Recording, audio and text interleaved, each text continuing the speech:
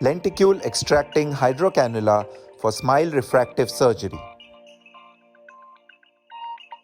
The authors have no financial disclosure to make. Ever since the existence of human life, our aim as a united community has been to make things easier, and in order to do that, one has to constantly innovate. What is innovation? Innovation is the art, science, or process of developing better solutions from existing inventions and ideas.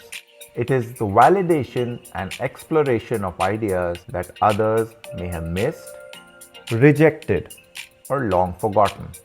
Innovation connects the dots.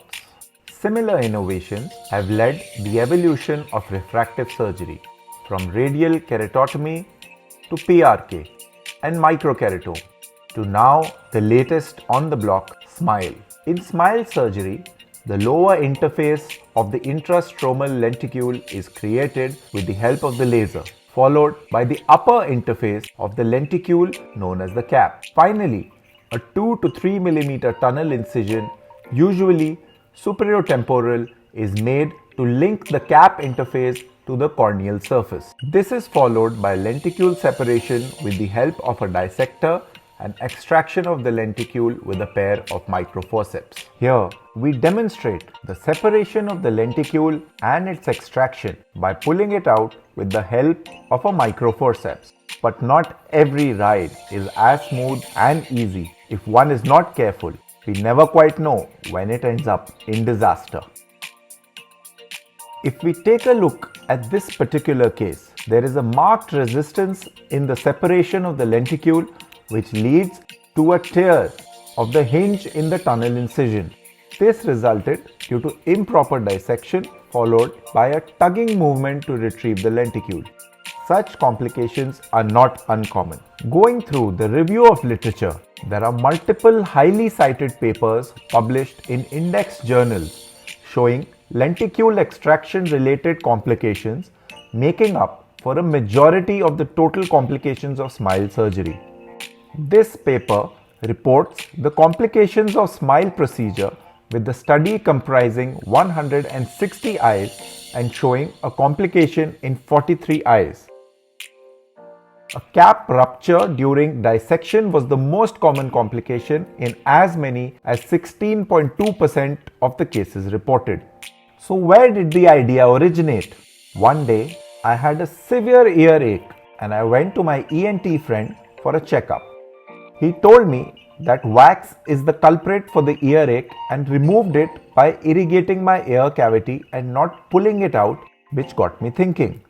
If the ENT can do it, then why not use it in ophthalmology?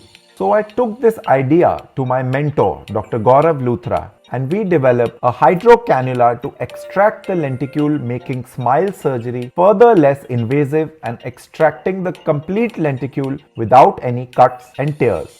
The hydrocannula is of 23 gauge and it bends to facilitate its movement over the contour of the cornea. The curvature of the cornea was taken into consideration while designing the cannula, and we have been using it for over 12 months now.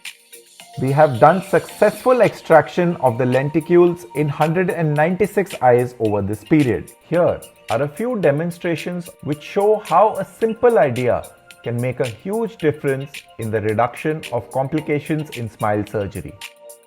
Once the proper dissection of the floor and the cap of the lenticule is done, the hydrocannula is introduced and the saline is injected, which aids in smooth retrieval of the lenticule.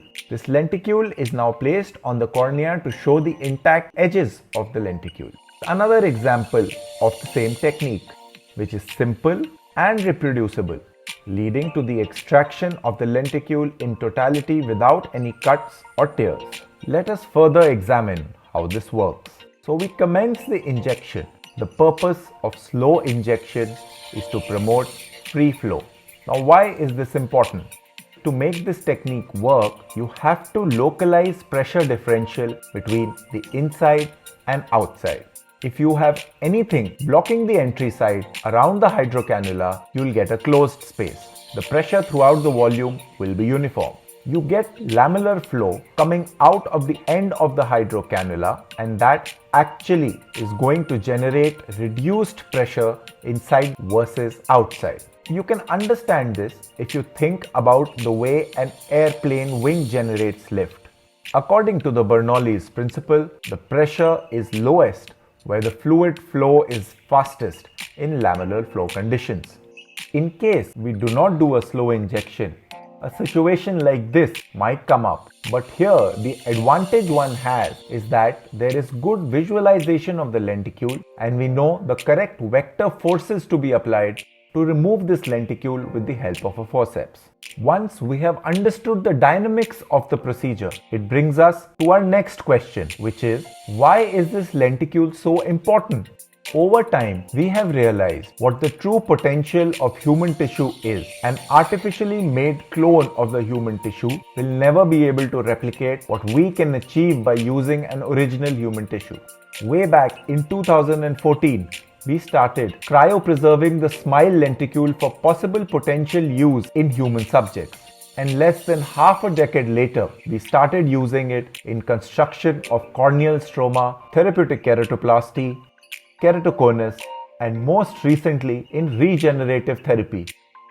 Who knows what the future holds and what new uses of the lenticule might come up in due course of time, just like the amniotic membrane and the stem cells, which have progressed leaps and bounds in human evolution, thus making it imperative that we retrieve each lenticule in totality without any tears and cuts, and we store it for possible future use, hence making our innovation extremely important and one that could possibly help many individuals for restoration of sight, leading us to call this lenticule my precious.